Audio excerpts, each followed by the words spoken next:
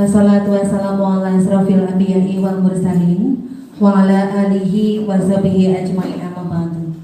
Yang kami hormati dari Komite SMP Ma'arif NU 1 Cilongo, yang kami hormati Bapak Kepala SMP Ma'arif NU 1 Cilongo beserta Ibu Wakil Kepala SMP Ma'arif NU 1 Cilongo, yang kami hormati Bapak Ibu Guru dan karyawan, serta tamu undangan Ibu Wali Murid dari Ananda Ginanjar, terima kasih atas kehadirannya. Salawat puji syukur kehadirat Allah Subhanahu wa Ta'ala yang telah melimpahkan rahmat, hidayah serta inayahnya kepada kita semua, sehingga pada hari ini kita dapat berkumpul bersama dalam acara IHT dan pengibasan implementasi kurikulum merdeka yaitu budaya positif di SMP Ma'arif NU 1 Cilongo ini dalam keadaan sehat walafiat tanpa kurang suatu apapun. Salawat serta salam selalu tercurahkan kepada junjungan kita Nabi Agung Muhammad Sallallahu Alaihi Wasallam yang kita tunggu syafaatnya di yaumul akhir nanti. Amin ya rabbal alamin. Ya, Bapak Ibu yang kami hormati, terima kasih atas waktu yang telah diberikan untuk kami dari kurikulum untuk menyampaikan materi tentang budaya positif sebagai implementasi kurikulum merdeka dan aksi nyata dari kurikulum merdeka yang akan kita laksanakan bersama-sama.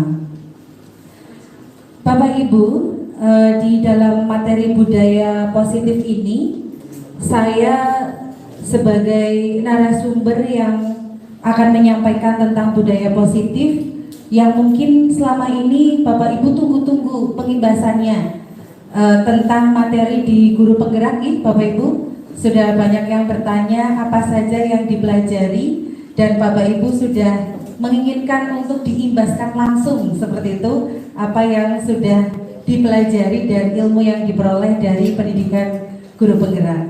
Mohon maaf Bapak Ibu, baru kali ini karena waktu sedang libur juga, jadi saya bisa menyampaikan dan mengimbaskan materi yang saya terima di pendidikan guru penggerak.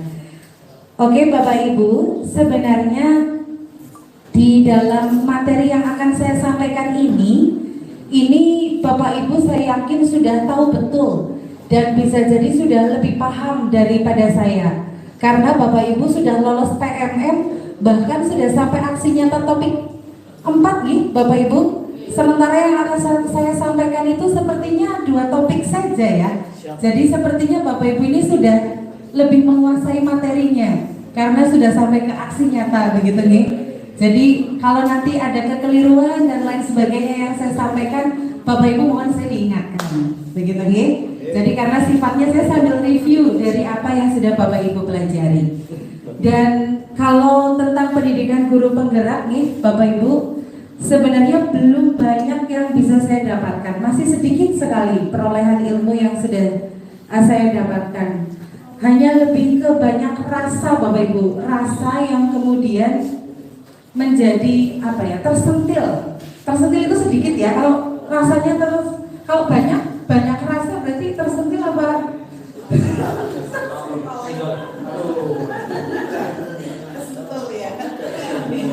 Jadi ada banyak rasa yang kemudian mengubah perasaan saya sebelum mengikuti guru penggerak dengan sekarang. Kalau bahasa gaulnya mungkin baper ya Bapak Ibu. Jadi setiap kali ada pendidikan yang saya terima materinya kok saya menjadi baper dengan apa yang fasilitator dan instruktur sampaikan. Tapi mudah-mudahan kebaperan itu yang akan saya share ke Bapak Ibu bukan menjadi sebuah perasaan yang apa ya, tapi menjadi sebuah perubahan paradigma baru di kurikulum merdeka yang pasti berpihak kepada anak untuk mewujudkan tujuan pendidikan kita juga yang pasti tentunya sesuai dengan kebutuhan dan karakteristik yang diinginkan oleh putra-putri kita. Begitu Bapak Ibu? Yang pertama, ini materi yang pertama adalah perubahan paradigma Bapak Ibu. Ini sudah ada di PMM kemarin nih, kita belajar bersama-sama tentang perubahan paradigma dari filosofi pemikiran Ki Hajar Dewantara. Bapak Ibu, filosofi Ki Hajar Dewantara yang sudah kita pelajari diantaranya adalah ini. Yang pertama adalah menuntun segala kodrat yang ada pada anak, baik kodrat alam dan kodrat zaman, sehingga anak dapat mencapai titik keselamatan dan kebahagiaan yang setinggi-tingginya. Bapak Ibu sudah sering sekali mendengar kata itu. Di filosofi KHD itu kita mendidik itu bukan menuntut, Bapak Ibu, tapi menuntun. Karena apa, Bapak Ibu? Semua anak yang lahir itu sudah mempunyai kodrat, sudah dibekali potensi, sudah dibekali kelebihan, sudah dibekali garis oleh Sang Pencipta, tapi garis itu masih samar. Dari KHD seperti itu, di buku KHD. Jadi setiap anak yang lahir itu sudah memiliki garis, tapi samar.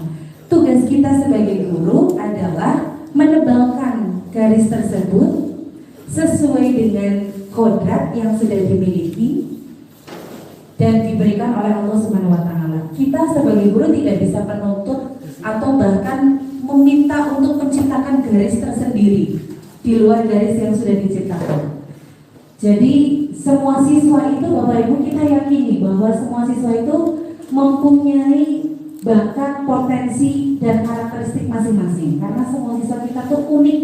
Tidak ada siswa yang bodoh, tidak ada siswa yang kurang. Semua siswa memiliki potensi masing-masing, keunikan masing-masing. Yang kedua, pendidik itu diibaratkan sebagai petani dan murid diibaratkan sebagai benih jagungnya. Masih ingat Bapak Ibu, Pak Amin pernah menyampaikan ini nih.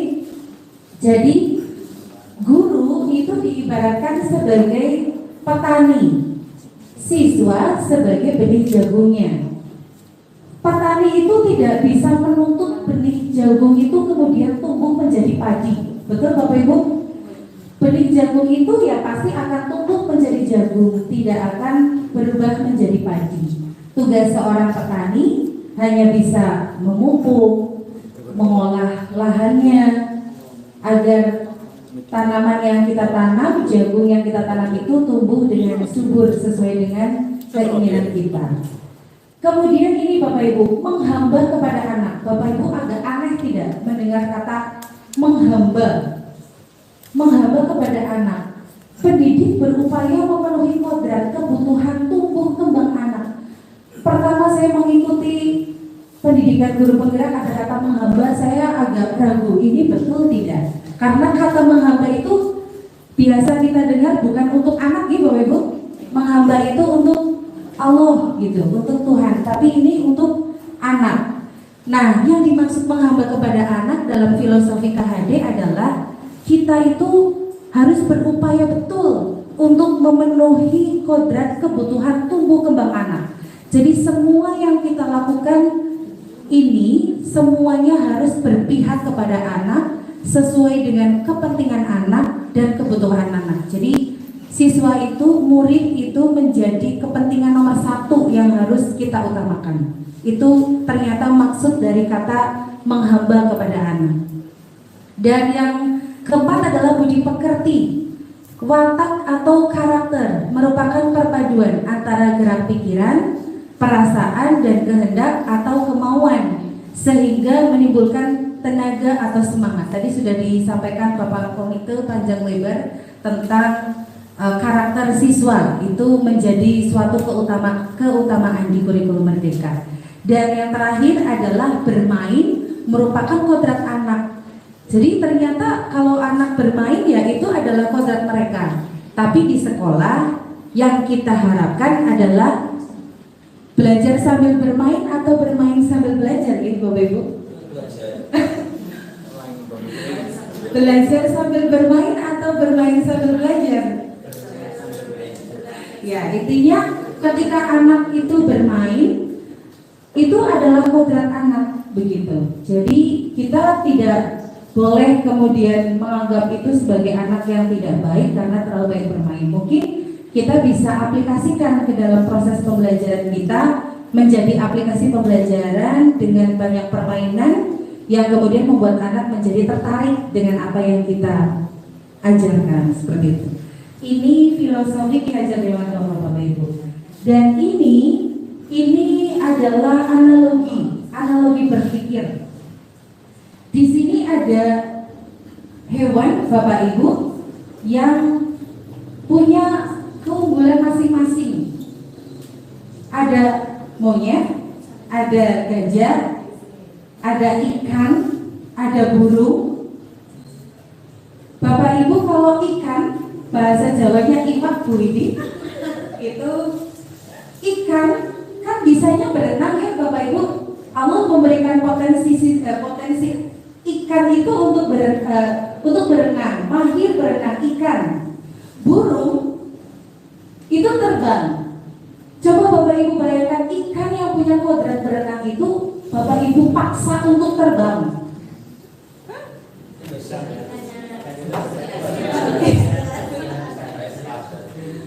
Di atas awan, lumba-lumba mungkin bisa ya Bapak Ibu, itu loncat bukan terbang ya. Itu analogi berpikir kita untuk memahami filosofi KHD, bahwa semua anak itu punya bakat, potensi, dan kodrat yang sudah diberikan oleh Allah. Kita tidak bisa menuntut ikan suruh terbang. Kita tidak bisa menuntut gajah suruh berenang. Kan begitu nih Bapak Ibu. Apalagi dilombakan. Ayo gajah, burung, ikan, monyet, kita lomba berenang. Loh, yang menang siapa? Ya sudah pasti. Itu analogi berpikir kita untuk memahami bahwa semua anak itu punya kodrat masing-masing. Tidak bisa kita tuntut untuk menjadi sesuatu. Ini yang mungkin nanti akan banyak kita pelajari dalam filosofi KHD ini. Ya, dan tujuan pendidikan kita Bapak Ibu, menurut Bapak Pendidikan Indonesia, Bapak Ki Hajar Dewantoro, adalah bagaimana pendidikan itu mampu membuat anak memiliki budi pekerti yang baik. Melalui pendidikan ini, kita semua berharap bahwa anak-anak murid kita nantinya bisa bertumbuh menjadi sebaik-baiknya manusia yang memiliki adab dan budi pekerti yang baik, sehingga putra-putri kita betul-betul menjadi manusia yang selamat dan bahagia. Begitu Bapak Ibu. Ini baru prolog. Yang akan kita pelajari ini Bapak Ibu, topik yang akan kita eksplor hari ini ada berapa ya? Sedikit sekali ya. Yang pertama, disiplin positif itu apa? Nilai-nilai kebajikan universal. Yang kedua adalah teori motivasi, hukuman dan penghargaan, dan juga restitusi. Materi ketiga adalah keyakinan kelas. Yang keempat, kebutuhan dasar manusia. Yang kelima, posisi kontrol. Dan yang keenam, segitiga restitusi. Bapak Ibu sudah siap? Boleh dibuka catatannya, barangkali butuh yang harus dicatat, boleh. Ya, Bapak Ibu sudah bersusah payah dari kemarin memahami tentang proyek itu apa. Betul Bapak Ibu, kerja keras sekali Bapak Ibu untuk memahami proyek itu apa. Bapak Ibu sampai sekarang justru malah sudah bisa menghitung JP-nya sendiri, ini luar biasa. Dari dulu, ayo Bapak Ibu kita hitung JP-nya. Ini masih proses belajar, tapi sekarang bahkan apa yang saya share waktu itu, Bapak Ibu menguasainya sudah lebih jauh daripada saya. Karena Bapak Ibu koordinator khususnya sudah sampai bisa membuat rapot KM untuk proyek ini. Mungkin belum semuanya bisa, tapi nanti bisa saling sharing. Nah, kita mulai belajar lagi yang baru Bapak Ibu di dalam implementasi kurikulum Merdeka, yaitu budaya positif. Mungkin nanti ada beberapa istilah-istilah Bapak Ibu belum pernah dengar sebelumnya. Nah, inilah yang akan kita pelajari hari ini dan kita implementasikan dengan aksi nyata kita nanti, kita terapkan betul-betul kepada siswa-siswi kita. Bapak Ibu, apa ya budaya positif itu? Budaya positif di sekolah itu adalah nilai-nilai dan kebiasaan-kebiasaan di sekolah yang berpihak pada peserta didik agar mereka dapat berkembang menjadi menjadi pribadi yang kritis, penuh hormat dan tanggung jawab. Jadi ada banyak budaya positif itu. Kalau di kurikulum sebelumnya kita mungkin lebih mengenal pembiasaan begitu ya Bapak Ibu, pembiasaan yang membudaya, tapi ini lebih ke seluruh nilai dan juga karakter, kebiasaan-kebiasaan di sekolah. Bapak Ibu ada pertanyaan pematik, tidak perlu Bapak Ibu jawab, hanya cukup dijawab dalam hati saja. Menurut Bapak Ibu jawabannya apa? Hanya setuju atau tidak setuju. Tapi tidak perlu dijawab keras. Kalau Pak Haji ingin keras nggak apa-apa ya. Setuju atau tidak setuju. Nanti ini yang akan kita refleksi bersama di akhir materi. Yang pertama Bapak Ibu, hukuman dapat mendisiplinkan anak. Setuju atau tidak setuju? Ya. Yang kedua, pemberian hukuman dengan hal positif seperti membaca atau membersihkan halaman sekolah dapat meningkatkan disiplin positif. Setuju atau tidak setuju? Dan yang ketiga, memberikan penghargaan dapat meningkatkan motivasi belajar siswa. Setuju atau tidak setuju? Nanti dijawabnya di akhir sebagai refleksi Bapak Ibu. Cukup dalam hati dulu saja boleh. Sudah dijawab semua? Sudah, bagus.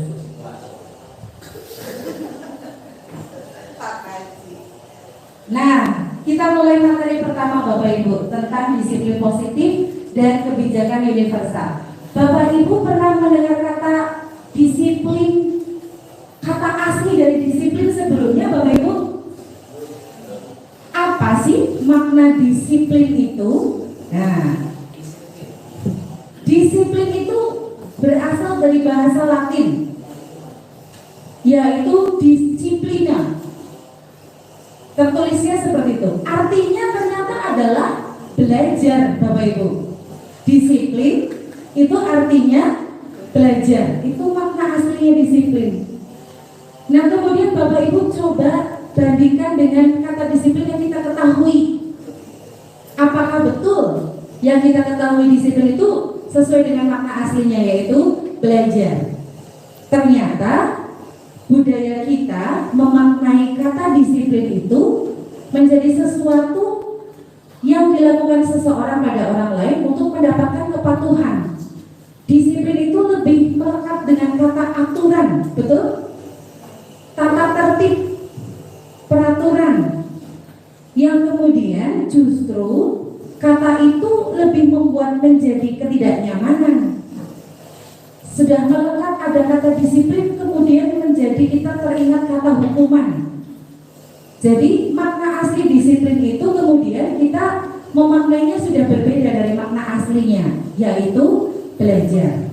Nah di kurikulum Merdeka ini nanti kita betul-betul akan membuat kata disiplin itu betul-betul menjadi sebuah proses pembelajaran, bukan aturan dan peraturan dan tata tertib. Kemudian nilai-nilai kebijakan universal Bapak Ibu, menurut Gosen tahun 1998, ya, nilai-nilai kebijakan ini diyakini seseorang sebagai motivasi intrinsik, ya. Jadi nilai-nilai kebijakan itu adalah sifat-sifat positif manusia yang merupakan tujuan mulia yang ingin dicapai setiap individu. Nilai-nilai tersebut bersifat universal dan lintas bahasa, suku, bangsa, agama maupun latar belakang. Bahwa setiap perilaku atau perbuatan siswa itu memiliki suatu tujuan. Betul Bapak Ibu? Siswa itu ketika membuat suatu perilaku atau perbuatan itu memiliki suatu tujuan.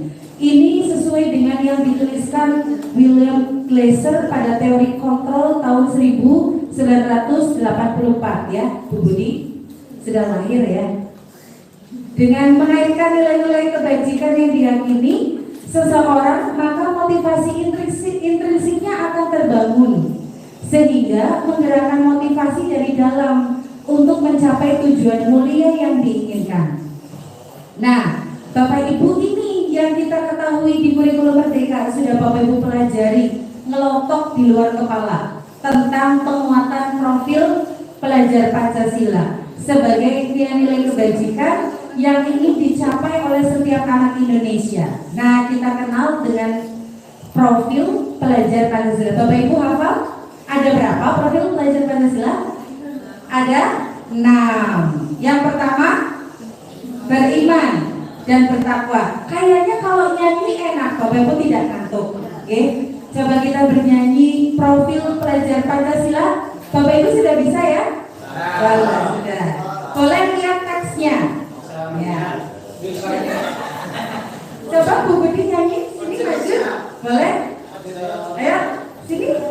Sama Bu Budi sama Bu Budi, tolong dikasih mic Bu Budi. Ya. Dari situ saja boleh. Ya, coba Pak Billy dari situ boleh.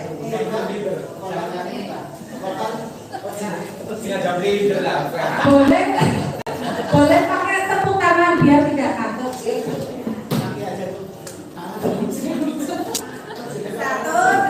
3. Pancasila beriman dan bertakwa pada Tuhan Yang Esa dan berakhlak mulia, berkebinekaan global, gotong royong mandiri, kreatif dan bernalar kritis. Satu lagi, pelajar Pancasila beriman dan bertakwa pada Tuhan Yang Esa dan berakhlak mulia, berkebinekaan global, gotong royong mandiri, kreatif dan bernalar kritis. Tepuk tangan. Luar biasa. Bapak Ibu sudah pintar ya, menguasai nilai-nilai kebajikan universal dari profil pelajar Pancasila. Ini adalah nilai-nilai yang kemudian akan kita tumbuhkan pada diri siswa, ya. Nah, Bapak Ibu, menurut teori tadi itu ada namanya perubahan paradigma dari teori kontrol atau ilusi kontrol, Bapak Ibu. Bahwasannya guru bisa mengontrol murid sepenuhnya itu hanya ilusi. Betul tidak Bapak Ibu? Bahwa kritik itu membuat orang akan merasa bersalah dan kemudian kritik itu akan menguatkan karakter.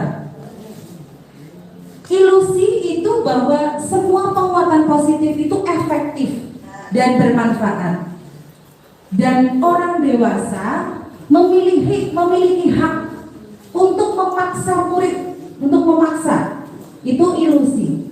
Ini mungkin Bu Widi, Bu Kris ini mempelajari di waktu kuliah ya, ada teori kontrol saat itu apa lagi di belakang lupa.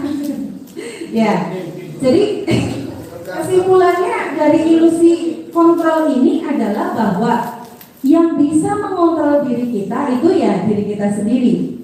Betul? Hanya Anda yang bisa mengontrol diri Anda dan Anda tidak bisa mengontrol orang lain. Ini menurut teori kontrol perubahan paradigma. Nah, ini Bapak Ibu yang harus kita kuasai dan kita pelajari, sama-sama belajar. Saya pun masih belajar Bapak Ibu tentang teori motivasi perilaku manusia, bahwa motivasi itu ada dua. Yang pertama adalah motivasi eksternal, yang kedua adalah motivasi internal atau intrinsik. Bapak Ibu mungkin lebih sering mendengar motivasi intrinsik, begitu nih. Motivasi eksternal adalah suatu motivasi yang timbul dari luar, bukan dari dalam diri. Motivasi eksternal itu biasanya timbul untuk menghindari ketidaknyamanan atau hukuman. Biasanya kita akan memikirkan apa sih yang akan terjadi apabila saya tidak melakukannya. Jangan-jangan saya nanti dihukum, jangan-jangan saya nanti ketemu Pak Ali. ketemu Pak Yono, itu eksternal. Motivasinya motivasi eksternal, tidak muncul dalam diri, ya, dari dalam. Yang kedua adalah untuk mendapatkan imbalan dari orang lain atau institusi. Jadi mendapatkan imbalan itu juga motivasi eksternal, bukan motivasi dalam diri. Saya mau belajar biar nanti saya dapat hadiah, itu motivasinya eksternal. Kemudian nanti kalau tidak ada hadiah, kira-kira belajar tidak ya? Gitu kan? Saya mau sesuatu biar mendapatkan imbalan, itu juga motivasi eksternal. Jadi kita akan berpikir apa yang akan saya dapatkan nih apabila saya melakukannya. Jadi melakukan sesuatu itu karena motivasi eksternal, bukan motivasi dalam diri. Nah, yang ingin kita harapkan Bapak Ibu sebagai tujuan disiplin positif adalah motivasi internal atau motivasi intrinsik, yaitu motivasi yang timbul dalam diri untuk menghargai diri sendiri. Motivasi itu betul-betul tumbuh dalam diri bahwa saya itu akan menjadi seperti apa apabila saya melakukannya untuk diri saya sendiri. Jadi bukan motivasi eksternal karena hukumankah, karena imbalankah, penghargaankah, tapi betul-betul untuk diri sendiri. Nah, ini adalah teori motivasi yang kemudian nanti akan kita pelajari ke materi hukuman dan penghargaan Bapak Ibu. Selama ini Bapak Ibu banyak yang bertanya, Bu Yuli, ini kelas 7 penghargaan rewardnya mana, rankingnya mana? Saya selalu menjawab, untuk kelas 7 tidak ada perankingan, tidak ada reward dan juga penghargaan. Hari ini saya jelaskan Bapak Ibu, mudah-mudahan bisa kita pahami bersama bahwa hukuman dan penghargaan itu yang kita pikir berbeda, reward and punishment teorinya. Nanti kita akan sama-sama pelajari apa sih itu hukuman dan penghargaan itu. Kita belajar tentang hukuman dulu Bapak Ibu. Ada hukuman, ada konsekuensi. Bapak Ibu apakah sudah memahami betul apa perbedaan hukuman dan juga konsekuensi? Hukuman dan konsekuensi itu berbeda apa sama? Beda. Hukuman, kalau di situ hukuman itu sesuatu yang menyakitkan itu harus terjadi, itu hukuman. Tapi kalau konsekuensi itu sesuatu memang harus terjadi, ada nilai positifnya. Jadi kalau hukuman itu betul-betul menyakitkan, tapi kalau konsekuensi itu sesuatu terjadi, tapi ada nilai positifnya, ada baiknya. Hukuman itu membuat anak sakit, pakai fisik dan hati untuk jangka waktu lama, Pak. Bahkan teringat. Ini teringat selama yang pernah dihukum, ya Allah. Sedih, gitu, sakit, Pak, fisik dan hati, gitu. Dan anak membenci kedisiplinan karena hukuman. Jadi kemudian dihukum, jadi disiplin itu membenci kedisiplinan. Hukuman juga mendorong anak untuk menyakiti diri sendiri, membuat dia tidak berkualitas merasa. Dan konsep diri yang buruk, saya itu buruk karena dihukum, ya. Anak belajar untuk menyembunyikan kesalahan, tutupin kesalahan biar tidak dihukum. Dan anak ketika dihukum pasti marah, ada rasa bersalah, dipermalukan, dan merasa tidak dihargai. Betul tidak Bapak Ibu? Iya. Ini hukuman. Kita bedakan dengan konsekuensi. Kalau konsekuensi itu ya sesuatunya harus terjadi. Apa yang sudah dilakukan ya harus diterima konsekuensinya, karena itu harus terjadi. Membuat anak merasa tidak nyaman tapi dalam jangka waktu pendek, kemudian nanti mungkin lupa karena konsekuensi tadi. Anak menghargai disiplin, ada stimulus dan tanggapan, dan mendorong anak agar mudah menyesuaikan diri. Jadi konsekuensi itu lebih banyak sudah kita sepakati, begitu ya.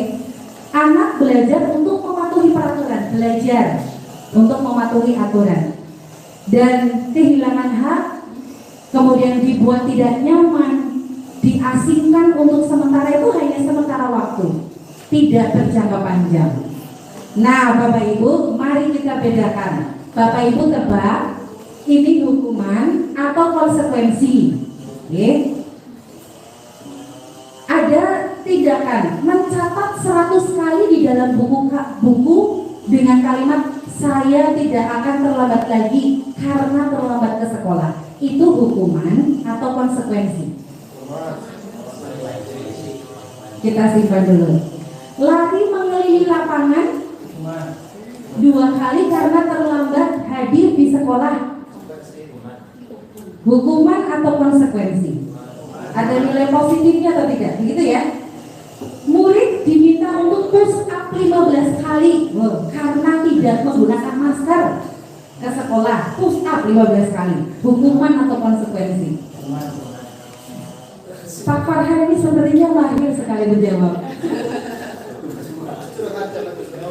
Menggantikan kertas tugas milik teman karena dicoret-coret. Konsekuensi kan? Membersihkan tumpahan air di meja karena tersenggol pada saat belajar. Bersihkan. Hukuman atau konsekuensi? Konsekuensi.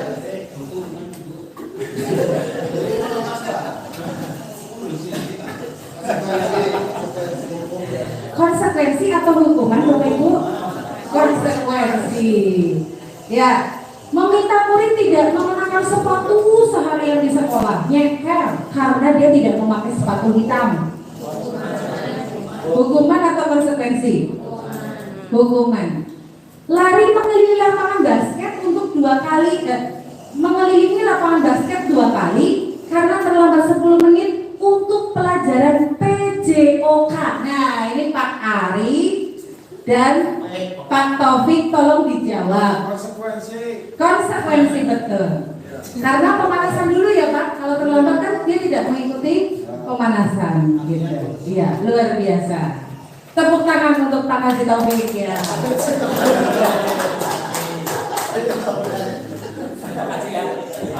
Iya. Luar biasa. Nah, Bapak Ibu, itu tadi Bapak Ibu sudah bisa membedakan mana hukuman, mana konsekuensi. Jadi kita mulai belajar penerapannya. Tidak hanya melulu memberikan hukuman, tapi harusnya adalah konsekuensi dan bahkan bisa restitusi yang bernilai positif. Ya. Nah, ini yang ditunggu-tunggu Bapak Ibu, hukuman dan penghargaan. Tadi kita sudah belajar hukuman. Sekarang kita belajar penghargaan. Boleh sambil pegang Bapak Ibu apa yang ada? Penghargaan Bapak Ibu di dalam buku yang ditulis Alfie Kohn tahun 1993 bahwa penghargaan itu ternyata berlaku sama dengan hukuman. Nah, penghargaan itu berlaku sama dengan hukuman. Dalam arti meminta atau membujuk seseorang untuk melakukan sesuatu untuk memenuhi suatu tujuan tertentu, ya, dengan dorongan eksternal dan ada faktor ketergantungan. Beberapa dampak dari pemberian penghargaan ini, ternyata hukuman ini yang kita pikir kebalikannya dengan penghargaan. Di dalam buku Alfie Kohn ayat tahun 1963, ini hukum penghargaan itu berlaku sama dengan hukuman. Kenapa Bapak Ibu? Penghargaan itu menghukum, ini yang ditulis Alfie Kohn. Penghargaan itu mengurangi ketepatan. Penghargaan itu tidak efektif dan penghargaan dapat merusak hubungan. Nah, ini dituliskan di buku ini, dihukum oleh penghargaan. Dihukum oleh penghargaan ini lebih banyak dirasakan oleh siswa yang tidak mendapatkan penghargaan, Bapak Ibu. Bahwa siswa yang tidak mendapatkan penghargaan itu kemudian akan menjadi merasa tertentu. Bapak Ibu, kalau Bapak Ibu kemudian menjadi orang yang punya ranking paling bawah misalnya, Bapak Ibu kira-kira apa perasaannya? Perasaan Bapak Ibu kira-kira bagaimana?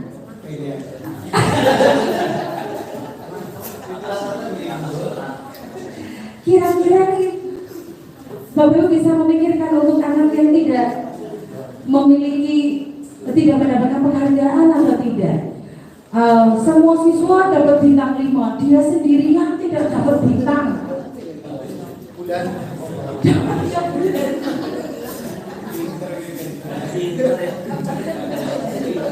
Nah, dari teori ini Bapak Ibu, penghargaan itu kemudian menjadi menurunkan kualitas siswa yang merasa terhukum karena tidak mendapatkan penghargaan.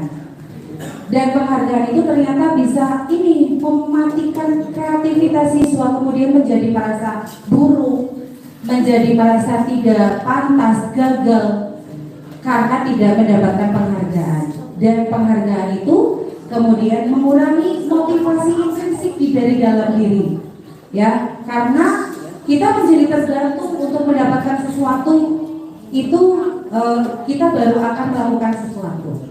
Jadi ini yang kemudian di kurikulum Merdeka ini Bapak Ibu kita tiadakan untuk rankingan, di rapot sudah tidak ada rankingan. Mudah-mudahan bisa kita pahami bersama. Karena kita mensamaratakan untuk semua siswa seperti yang sudah kita review tadi, bahwa semua siswa itu memiliki kodrat, bakat, dan juga kemampuan masing-masing. Bapak Ibu, dulu saya pernah saya sampaikan ada anak juara sepak bola sampai tingkat mana tuh? Saya pernah menyampaikan dan itu menjadi penyesalan diri saya sampai saat ini. Lah kok pengen bol-bolan, matematika penjualan itu salah tidak Bapak Ibu? Sampai sekarang saya merasa bersalah karena justru kemampuannya dia itu ya di situ, kodratnya dia, kemampuannya di bermain sepak bola. Jangan sampai kemudian bakat yang diberikan itu kemudian dia merasa kualitasnya rendah karena tidak bisa matematika. Jadi kita tidak bisa menuntut Bapak Ibu semua siswa untuk sesuai dengan apa yang kita mau, menuntut anak-anak bisa sesuai mapel kita. Yang penting semua siswa itu berusaha semaksimal mungkin bertanggung jawab untuk bisa mengikuti proses pembelajaran dengan baik dan maksimal. Karena itu tadi, coba Bapak Ibu bayangkan nih, Pak Waryono punya tim kentongan, sampai mau akreditasi suruh tampil, sudah ditunggu-tunggu asesor timnya. Nah, ada satu anak sebagai tim inti tukang nabuh apa Pak Inti itu? Tukang nabuh angklung ternyata tidak hadir. Apakah bisa diganti dengan siswa yang sangat mahir matematika, juara olimpiade MU nasional? Coba, bisa tidak? Bapak Ibu bisa bayangkan motifnya dari apa si angklung itu?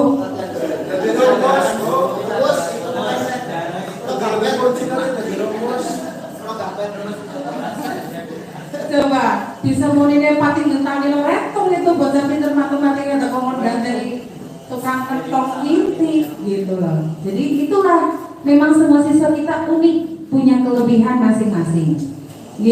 Bapak Ibu, ada anak juaranya berisik banget orang kelas, rewel muni baik. Tapi ternyata ada loh anak yang di kelas tuh berisik banget, itu waktu upacara berdiri di depan dengan sikap yang tegap. Dia tidak tengok kanan, tidak tengok kiri, bajunya rapi, bersih, nggak cerita dengan teman yang lain, ada itu, gitu.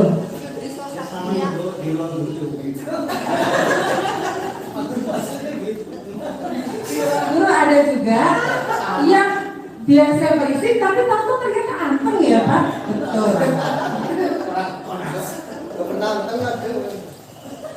Begitu. Itulah anak punya kodrat ya, punya potensi masing-masing ya. Kita tidak boleh menghardik karena semua perilaku siswa itu punya tujuan. Nah, begitu Bapak Ibu? Ya. Selanjutnya tentang materi ini, keyakinan kelas Bapak Ibu. Nah, ini baru ya. Dan akan segera kita terapkan aksi nyata.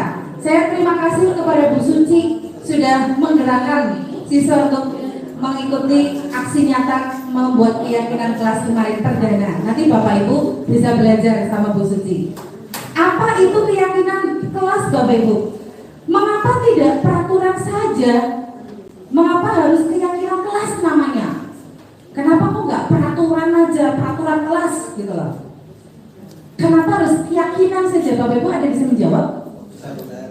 Bu Widi? Ya, kenapa ya Bu Widi? Kenapa tidak peraturan saja?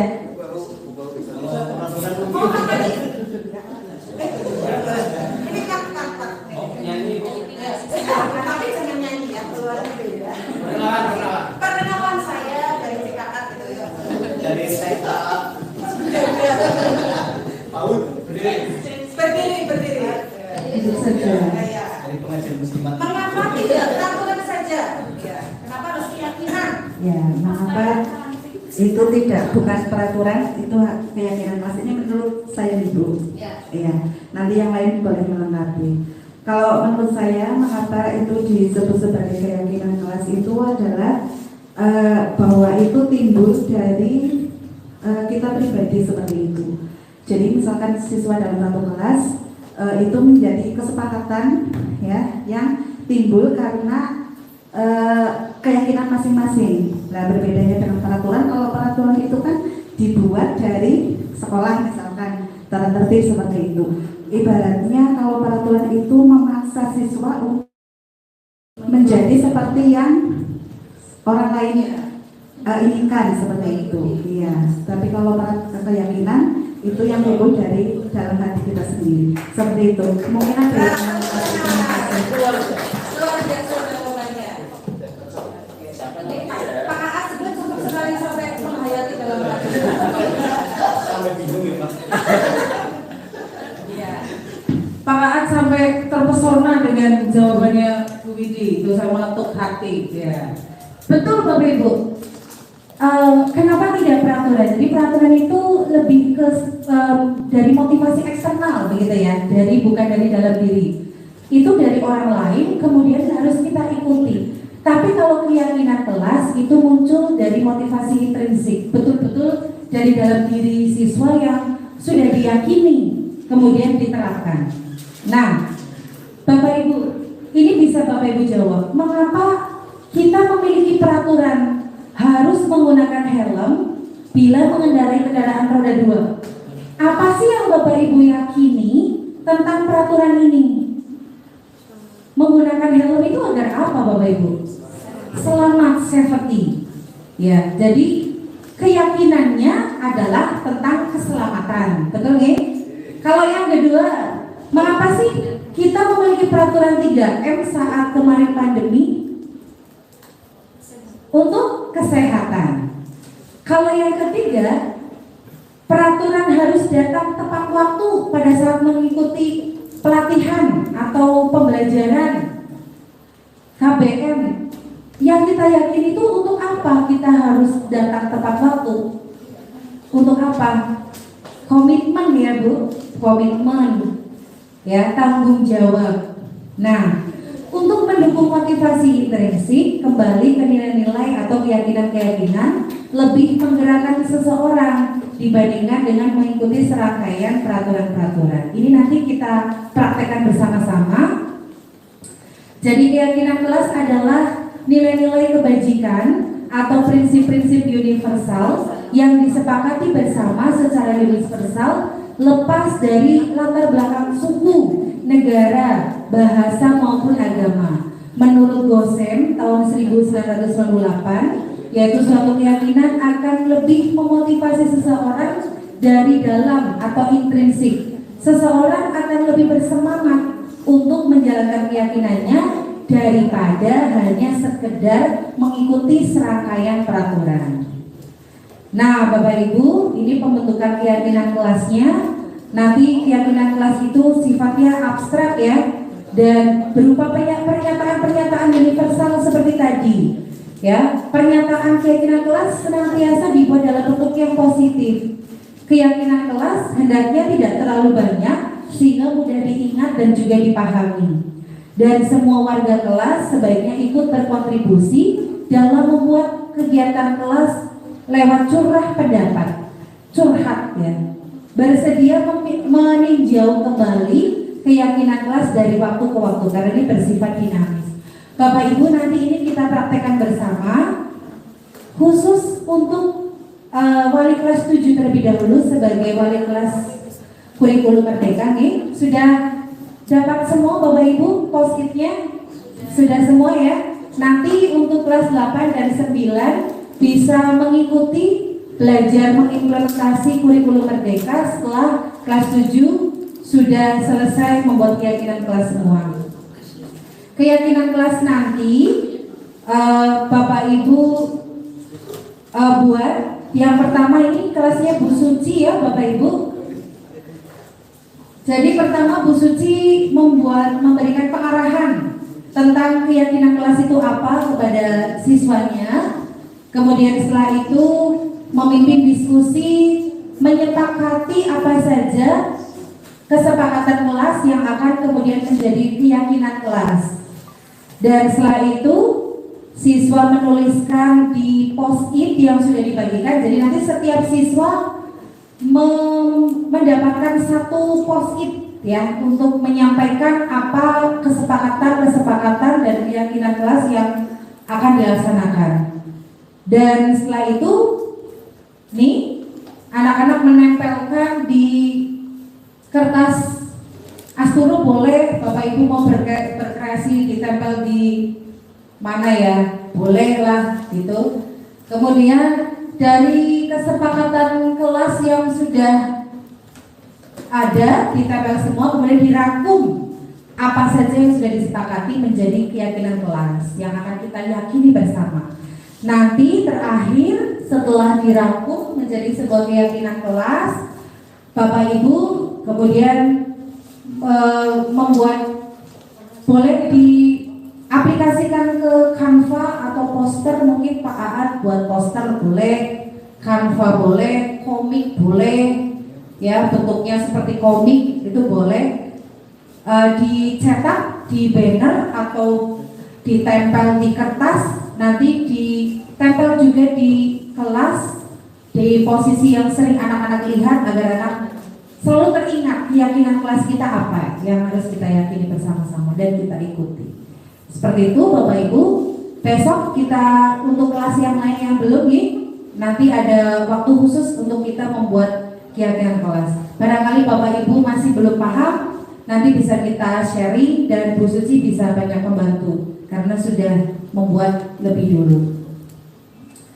Untuk keyakinan kelas bisa dipahami Bapak Ibu, ada pertanyaan dulu? Cukup ya? Cukup. Selanjutnya materi kita adalah kebutuhan dasar manusia. Kebutuhan dasar manusia itu ada 5 Bapak Ibu. Yang pertama adalah survival, dibacanya apa ya Bu Budi? Survival gitu ya. Ini adalah kebutuhan bertahan hidup. Semua anak itu punya kebutuhan dasar bertahan hidup, punya kebutuhan cinta kasih dan diterima. Siswa juga butuh kesenangan sebagai kebutuhan dasar. Ada kebebasan atau freedom dan juga power atau penguasaan. Ilustrasinya ada di cerita ini Bapak Ibu. Ibu Ani, guru kelas 5 di SD Pelita Hati, sedang bingung menghadapi ulah salah satu murid di kelasnya, Agus namanya.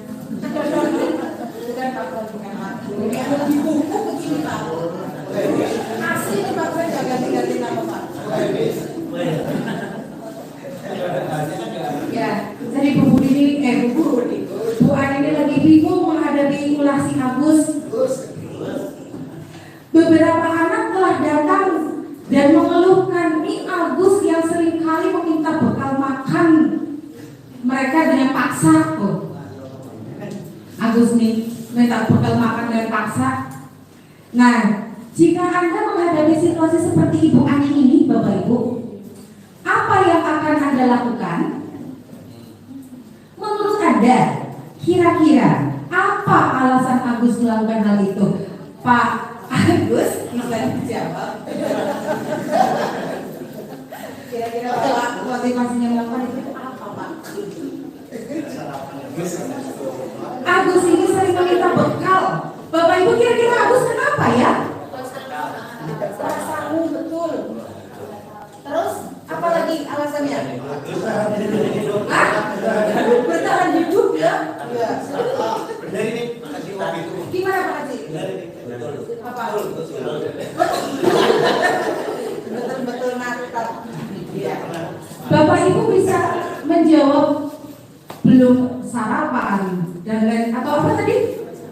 Tidak punya satu. Tidak punya uang saku. Pasti Bapak Ibu sudah menanyakan ke Agus dulu kan? Tidak mengira-ngira anu deh kan begitu. Sudah menanyakan dulu ke Agus, gitu ya. Nah, ini beberapa alternatif jawaban Bapak Ibu.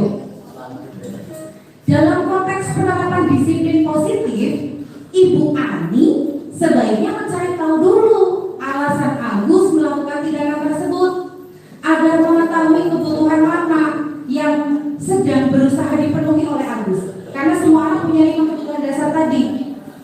Kalau misalnya Bu Ani sudah tanya, Gus, kamu ini kenapa loh minta-minta bekal makan temanmu dengan paksa?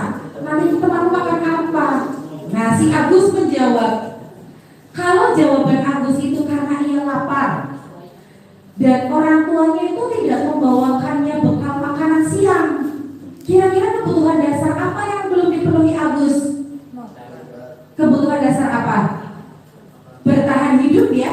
Iya. Ternyata ada kebutuhan dasar Agus yang tidak terpenuhi sehingga Agus melakukan itu. Gitu.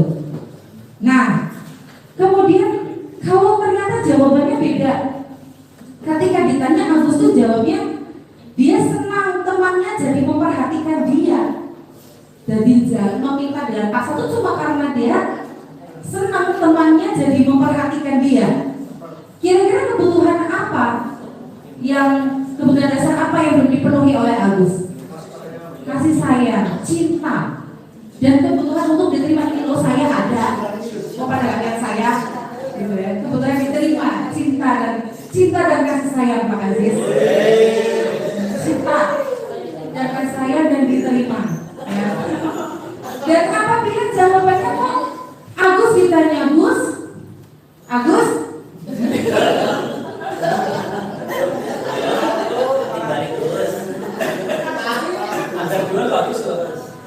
itu dijawab itu dia merasa bosan dengan bekal yang dibawakan ibunya itu saja jangan buncis baik saleh dan tidak. Ya, kira-kira kebutuhan dasar apa yang tidak terpenuhi oleh Agus? Kebutuhan dasar kebebasan, freedom. Harusnya dia boleh memilih, jangan buncis terus misalnya. Punya bebas, kacang kok misalnya.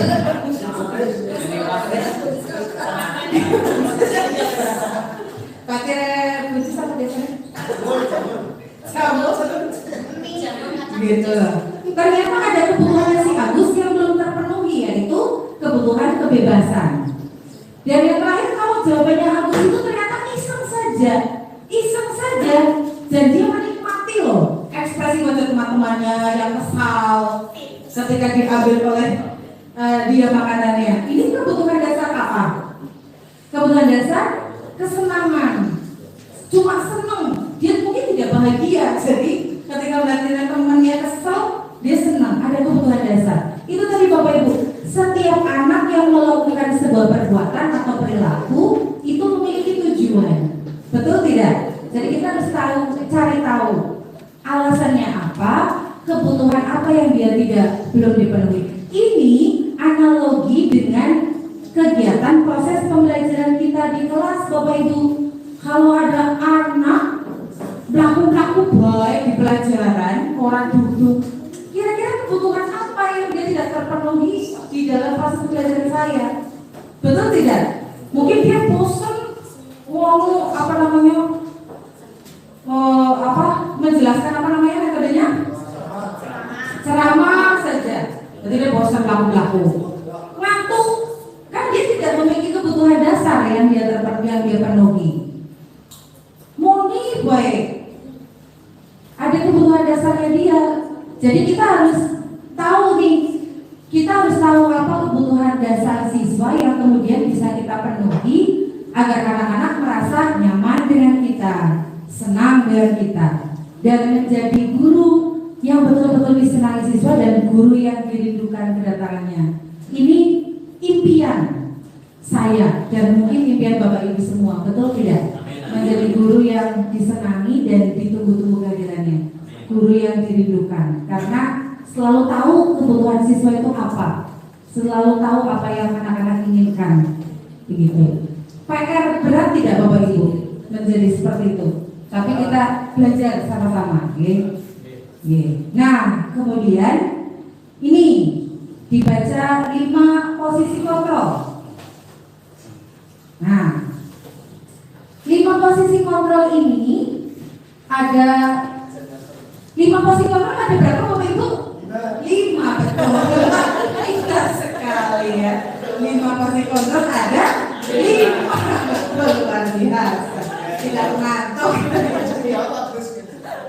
Ya Pak Agus, ada apa saja Pak Agus di situ? Ada penghukum, ada lagi pembuat orang merasa bersalah, ada teman, ada posisi sebagai pemantau, dan ada posisi sebagai manajer. Yang kita harapkan dalam diri kita sebagai pendidik adalah posisi kontrol kelima Bapak Ibu, yaitu sebagai manajer. Dari video yang akan saya tunjukkan ini Bapak Ibu akan bisa membedakan posisi kontrol masing-masing itu bedanya apa? Kenapa harus yang manajerial?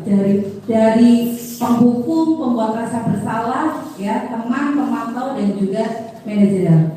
Bisa mari kita saksikan bersama, ada video tentang 5 posisi kontrol. 5 posisi kontrol itu adalah 1. Posisi penghukum, 2. Posisi pembuat merasa bersalah, 3. Posisi teman, 4. Posisi pemantau atau monitor, dan 5. Posisi manajer. Untuk lebih memahami kelima posisi tersebut, mari kita saksikan kasus Naren yang terlambat hadir 20 menit di sekolah dan melihat bagaimana kelima posisi kontrol dalam menghadapi masalah tersebut.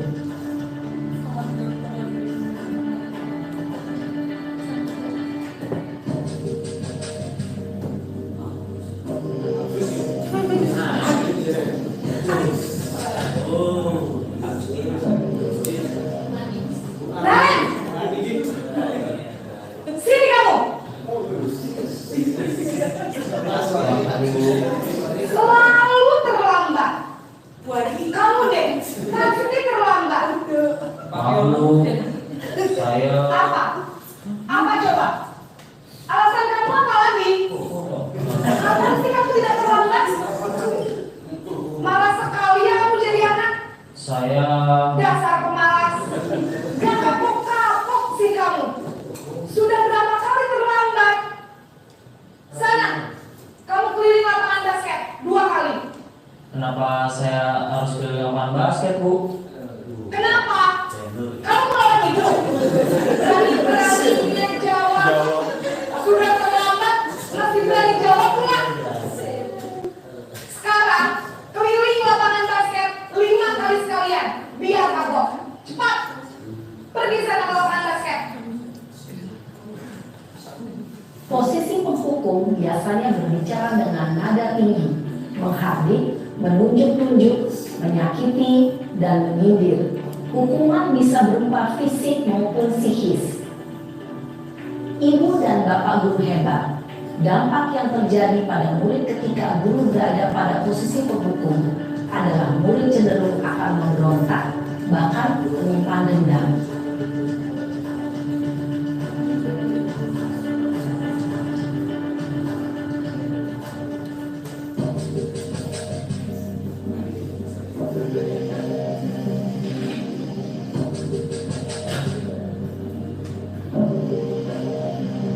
Naren,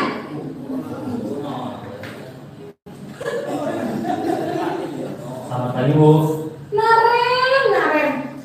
Kamu kenapa terlambat lagi, nak? Ya Tuhan, Naren. Kamu senang ya bikin ibu susah ya? Kalau kamu terlambat lagi,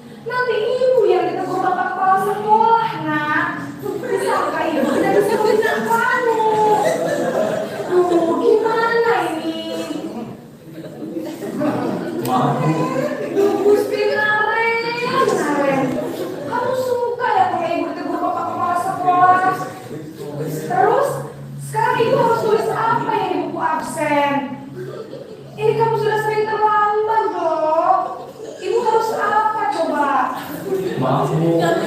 Maaf. Ya sudah, lain kali jangan bikin ibu susah lagi ya nak ya. Ibu tidak akan kuat lagi kalau kamu gini terus. Bisa jantungan kalau ibu ditegur bapak kepala sekolah. Sekarang cepat, kelas. Maaf ya Bu. Maaf sekali.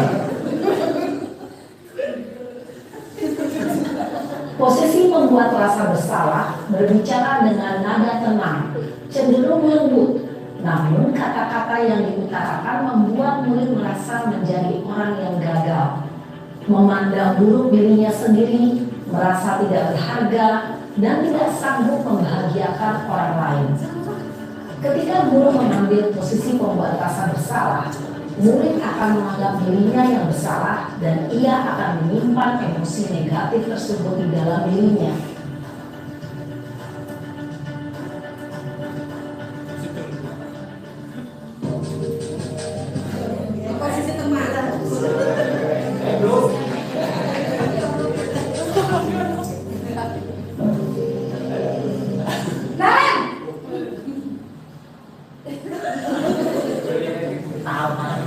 Selamat pagi Bu. Wah, sudah jam berapa ini nak? Terlambat lagi ya sayang. Saya bawa saya Bu. Kamu malah menyalahkan ibu kamu. Kamu bukannya anak yang larinya paling kencang. Kok terlambat sih? Iya Bu, saya memang terlambat bangun tadi.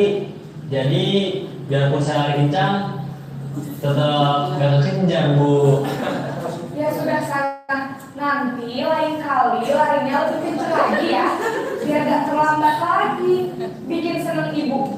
Demi ibu. Bisa kan? Bisa Bu. Ibu beresin urusan absen kamu.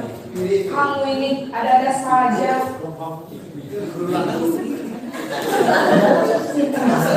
Guru berbicara dengan nada suara ramah, akrab, cenderung yang sedang untuk menjaga suasana tetap santai.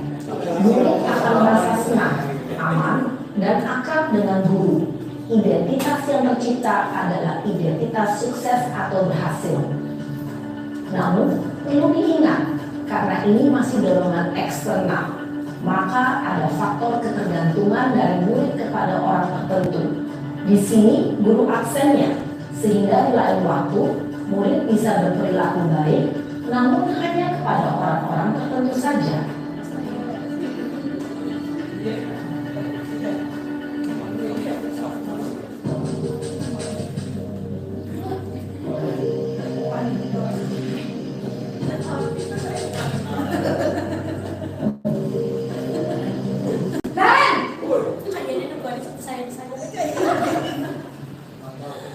Selamat pagi Bu. Naren, apa peraturan sekolah kita tentang jam berapa kita harus masuk sekolah, nak? Kita harus di sekolah jam 7 Bu. Iya betul, sekarang sudah jam 7.20. Naren sudah tahu konsekuensinya jika terlambat hadir. Paham Bu. Saya harus tinggal kelas pas jam istirahat selama 20 menit. Iya benar, konsekuensinya demikian. Jadi nanti jam 9.30 pas istirahat, kamu harus tinggal di kelas, kerjakan tugas tambahan untuk ketertinggalan kamu, ya? Baik Bu. Posisi pemantau mengandalkan penghitungan atau data untuk mengontrol murid. Guru mengarahkan murid berdasarkan peraturan dan konsekuensi. Seorang pemantau menunjukkan bahasa tubuh dan ekspresi wajah yang datar dan cenderung formal.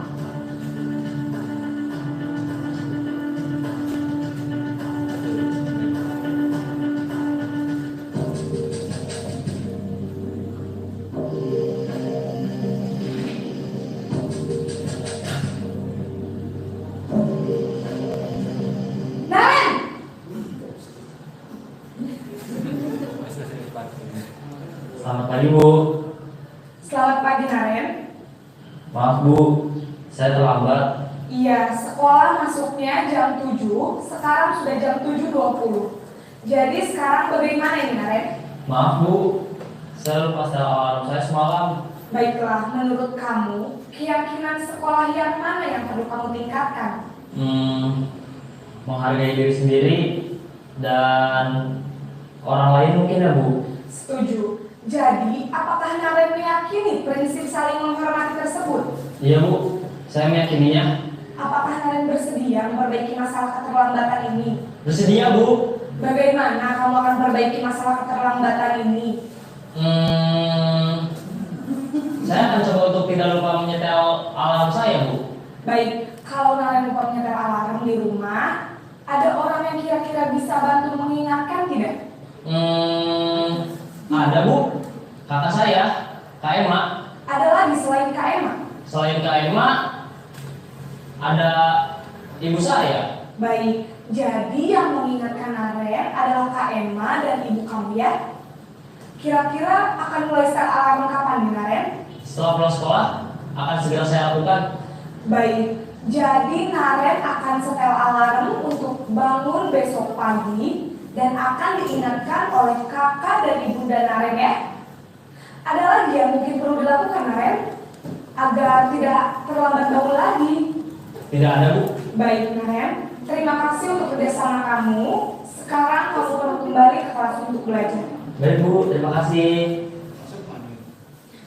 Posisi manajer adalah posisi kontrol yang disarankan untuk membimbing murid memiliki sikap disiplin yang positif, yaitu murid yang mandiri, bertanggung jawab, dan dapat memecahkan masalah. Tujuan dari posisi ini adalah agar murid dapat berefleksi atas tindakannya. Guru akan dengan tulus memberikan pertanyaan-pertanyaan bermakna, sehingga membuat murid dapat belajar dari kesalahannya dan mencari sebuah solusi untuk menyelesaikannya. Ibu dan bapak guru hebat, setelah mengamati adegan kelima posisi kontrol tadi, kira-kira posisi mana yang paling ideal? Posisi mana yang dapat menunjang motivasi intrinsik murid? Ya, tentu posisi manajer. Ya, begitu Bapak Ibu. Ada gambaran nih. Jadi tentang 5 posisi kontrol. Tadi ada penghukum, pembuat orang merasa bersalah, teman, pemantau, dan manajer. Harapannya kita semua bisa menerapkan posisi yang kelima, yaitu posisi manajer. Tentu tidak mudah, betul nih? Tentu tidak mudah, tapi kita berusaha bersama-sama agar kita bisa memposisikan diri sebagai manajer. Karena yang saya alami selama ini juga mungkin belum bisa sampai ke posisi ini gitu ya. Mungkin lebih banyak sebagai teman atau pemantau atau pernah sebagai posisi penghukum dan lain sebagainya. Nah, kemudian ada materi terakhir yaitu tentang segitiga restitusi. Bapak Ibu, segitiga restitusi adalah proses menciptakan kondisi bagi murid untuk memperbaiki kesalahan mereka sehingga mereka bisa kembali pada kelompok mereka dengan karakter yang lebih kuat. Nah, restitusi juga merupakan proses kolaboratif yang mengajarkan murid untuk mencari solusi dalam permasalahan mereka. Jadi Bapak Ibu, di dalam kita proses pembelajaran kan sering menemukan banyak masalah dalam KBM nih Bapak Ibu. Ada siswa yang mungkin bercerita sendiri, ada siswa yang mungkin mengganggu temannya, kemudian tidak memperhatikan dan lain sebagainya. Tidak semua masalah kan bisa kita berikan ke BK begitu ya Bapak Ibu. Dikit-dikit ini anak rewel Pak Yono, Bu Hajah atau Bu Suci, anak pelaku-pelaku di kelas panggil wali kelasnya kan tidak. Ada beberapa masalah yang kita hadapi dalam proses pembelajaran yang kemudian bisa kita selesaikan sendiri. Bapak Ibu mungkin bisa kita belajar dari guru BK yang sudah lebih menguasai. Dan di dalam kurikulum Merdeka ini ada segitiga restitusi untuk menghadapi masalah yang kita sering temukan dalam proses pembelajaran melalui 3 tahap. Yang pertama adalah validasi, yang pertama menstabilkan identitas, kemudian memvalidasi kebutuhan, dan juga menanyakan tentang keyakinan. Jadi ini sebagai alternatif kita untuk menyelesaikan masalah dalam KBM Bapak Ibu sambil kita sharing dengan BK. Mudah-mudahan tidak ada lagi masalah yang kita temui dalam proses pembelajaran. Kalaupun ada, masalahnya bisa kita atasi dan siswa juga memperoleh solusi dari permasalahan yang ada, menemukan kembali solusinya. Ini segitiga restitusi sebagai materi terakhir hari ini, Bapak Ibu. Saya terima kasih atas waktu dan kesempatannya untuk berbagi tentang materi budaya positif sebagai implementasi kurikulum merdeka. Bapak Ibu, mudah-mudahan menjadi penyegaran baru semangat kita bersama untuk mewujudkan budaya sekolah sesuai dengan karakteristik dan juga kebutuhan siswa, dan memberikan pembelajaran tentunya yang berpihak kepada siswa. Begitu Bapak Ibu, apa yang saya sampaikan semuanya demi kebaikan dan juga untuk mewujudkan tujuan pendidikan kita. Mudah-mudahan Bapak Ibu tidak ada yang kalau merasa tersentil, itu seharusnya seperti itu ya Bapak Ibu, tapi menjadi pembelajaran kita bersama. Dan saya akhiri Bapak Ibu untuk materi hari ini dengan pantun ya. Buah mengkudu tumbuh lebat, ular berbulu dipotong tomat.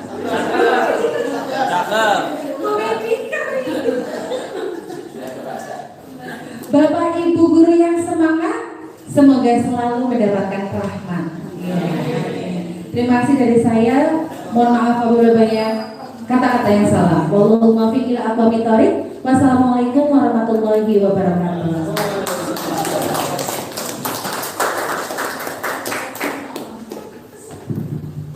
Matiin nggak?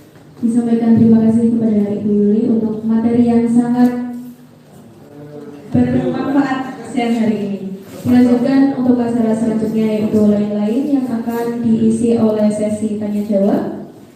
Monggo kepada Bapak Ibu guru yang ingin bertanya. Perasaan ya, saya minta satu deh, Bapak Ibu ada yang mau menyampaikan perasaan Bapak Ibu hari ini? Ya. Saya ke siapa ya? Ke Mas Agus Taufik, coba. Kira-kira perasaan hari ini apa Pak setelah mengikuti materi budaya positif ini? Terima kasih. Nama saya Agus yang sering bikin gula.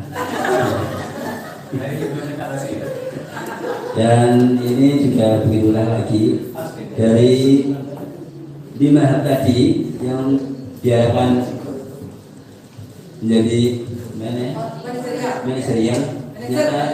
manajerial. Saya malah salah pilih. Ternyata tadi saya keliru dalam milih yang kalau nggak salah keempat itu yang sebagai teman itu loh. Nah, ini ketiga ya. Bagaimana untuk membetulkan saya supaya dari sebagai teman untuk pindah ke manajer. Terima kasih. Itu kesalahan saya ada salah pilih. Terima kasih. Jadi Pak Kaji selama ini merefleksi diri, ternyata selama ini saya posisinya sebagai teman. Untung bukan penghukum Pak. Karena ada posisi penghukum tadi pertama membuat rasa bersalah anak kemudian menyalahkan diri sendiri. Jadi kita sama-sama belajar nih Bapak Ibu tadi, posisi manajerial itu kemudian dari kita menanyakan kemudian sampai meyakini apa solusinya, sampai kemudian menemukan solusi dan siswa tidak kemudian merasa dia bersalah dan juga bisa memperbaiki kedepannya seperti apa. Begitu ya. Satu lagi ibu-ibu, coba ibu-ibu ada yang mau menanyakan, menyampaikan perasaannya hari ini. Bu siapa ya? Bu Puji. Ya. Bu Puji hari ini perasaannya ternyata bagaimana Ibu? Ya, mewakili ibu semuanya mungkin bisa mewakili perasaannya campur aduk, senang, gembira, lelah, capek, ada yang sudah pengen pulang. Tapi yang luar biasa memang luar biasa dari Bu Yuli menyampaikannya dengan sangat jelas dan gamblang, penuh canda, tapi insya Allah kami bisa mendapat ilmu baru yang bermanfaat untuk bisa menerapkan kurikulum Merdeka Belajar. Semangat. Luar biasa.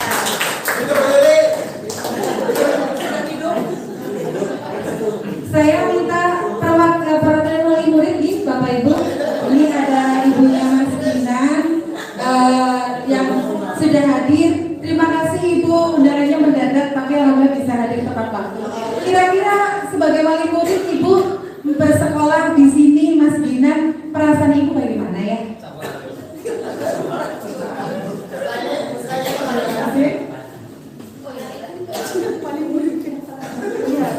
Perasaan Ibu mengikuti ini, terus anaknya sekolah di sini bagaimana? Terima kasih atas waktunya. Alhamdulillah saya perasaannya di sekolah di sini gimana ya? Senang. Dari tadinya agak apa gimana ya? Saya tidak suka, tapi alhamdulillah berjalannya waktu dia sudah senang. Terus kemarin kalau ini ya, Mensebu kalau membuku gitu ya tadi ya, sebaiknya ditegur dulu. Soalnya kalau sudah begitu anaknya di rumah masa Allah. Ya, semua untuk semua saja. Mensebu itu kemarin kebetulan kena kuman, terus pulang itu jadi manatmu gitu. sudah merasa nyaman. Memang anak sensitif sekali, kalau kena itu ya jadi deh ke rumah, pulangnya begitulah.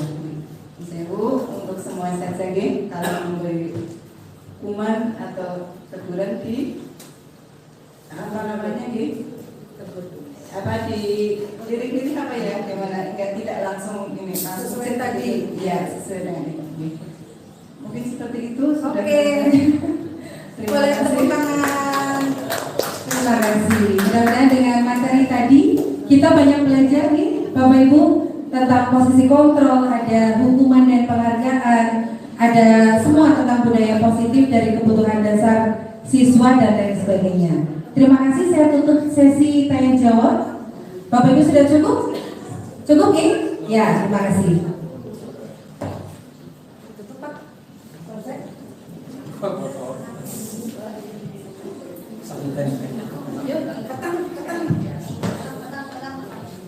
Terima kasih kepada Bapak Ibu yang sudah menyampaikan perasaannya kepada narasumber pada siang hari ini. Memasuki acara yang terakhir yaitu penutup. Marilah kita tutup acara pada sore hari ini dengan membaca hamdalah bersama-sama. Saya selaku pembawa acara mohon maaf apabila banyak kesalahan dalam bertutur kata maupun perilaku. Wabillahi taufiq wal hidayah. Wassalamualaikum.